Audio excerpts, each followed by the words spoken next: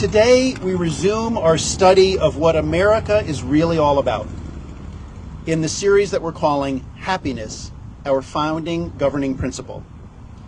In the Declaration of Independence, after describing life, liberty, and the pursuit of happiness as inalienable rights, those who created our nation argued that the purpose of government for that nation was to affect the safety and happiness of the people of that nation. The safety and happiness.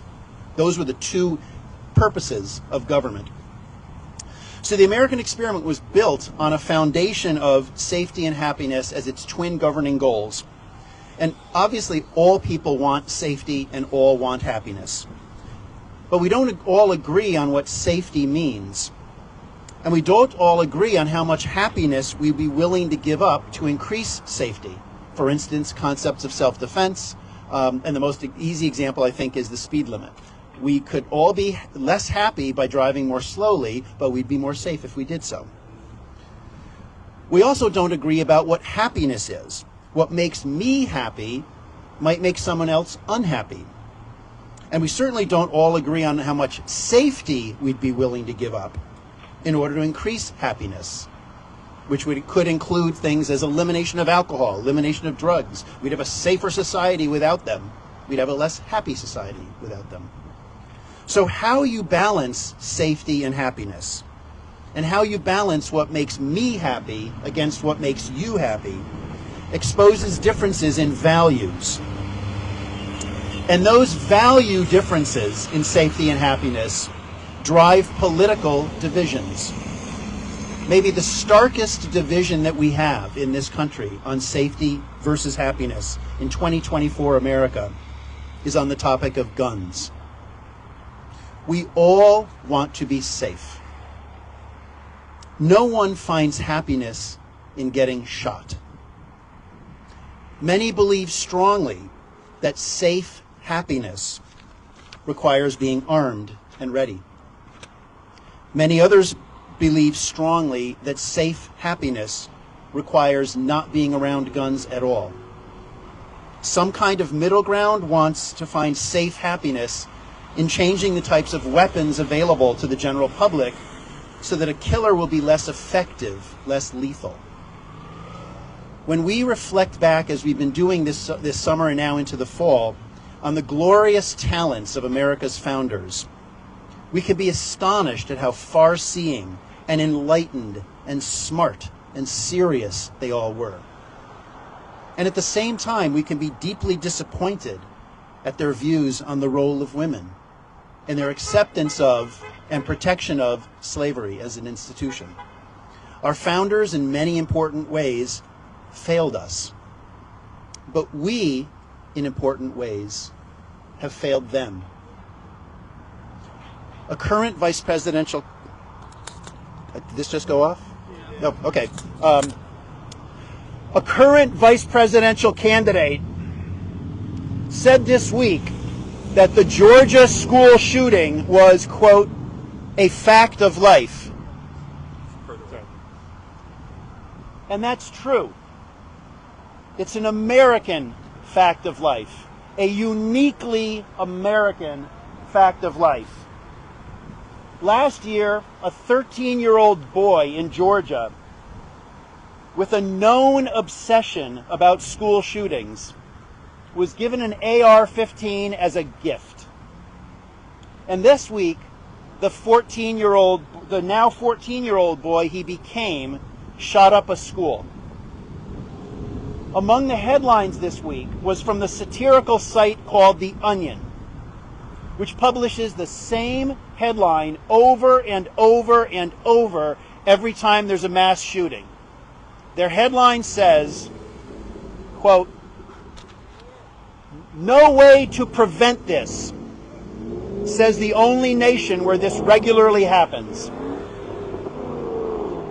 Some numbers. 45. This was the 45th school shooting in America in 2024. 433. There have been 433 mass shootings in the United States in 2024. Sorry, 434 after yesterday's shooting unexplained on a highway in Kentucky. 531 people have been killed in mass shootings in 2024 America. 1,764 people have been injured in mass shootings in 2024 America. These statistics don't include all of the non-mass shootings, the homicides, the suicides. And I called these things numbers and statistics for a reason. We get used to this. We are used to this. The numbers are so high that it's hard to focus on the fact that each number, each statistic, is a tragedy. Each one is a human, or was a human, with all of their flaws and warts and triumphs and loves and dreams. Each one lost their happiness when they lost their safety. Today is September 8th. We are 3 days away from the 23rd anniversary of the 9/11 attacks, after which our whole nation rose up together to confront a direct threat to our safety and happiness. Briefly, in the hugs and the solidarity and the grief and the resolve, we were all part of the best of America. We offered thoughts and prayers, but also justice through military intervention targeted to Afghanistan and a particular group. And we had a collective agreement that we can't let this happen again. America confronted terrorism, the use of violence to threaten the safety and happiness of a community, and we said, enough. We can't let that happen to this country. And it's entirely appropriate that we pause each year for an annual commemoration of the lives lost in the 9/11 tragedy. But we scarcely pause for the lives lost in mass shooting tragedies before the next one inevitably shifts our attention from Connecticut to Florida to Texas to Pennsylvania to Georgia to Kentucky and wherever it's going next. And whether the next mass shooting is hosted by a school or a restaurant or a church or a temple or a mosque or a restaurant, a nightclub, or a highway, we will again offer thoughts and prayers and maybe rage and sorrow, and then we'll wait for the next one. We don't know when or where or how many lives will be lost, but we do know that as a country we are not yet ready to say enough. Many communities respond in similar ways when there's tragedy. Tragedy eventually arrives at each community, whether it's an act of nature like a hurricane or an earthquake or a flood, or whether it's an act of a human. And many communities respond in similar ways. Boston strong after the marathon bombing. Oxford strong a couple of weeks ago after losing lives in the flood. The new Facebook group in Southbury called Uplift Southbury after this flood. All of these collective efforts to rally the best of the community after a tragedy, to work together to help each other, are beautiful and inspiring responses to devastation. Taking action instead of just offering thoughts and prayers. Demonstrations of courage and strength after something terrible happens. But why not be proactive? Why not work towards safety and happiness before that something terrible happens again or happens here again?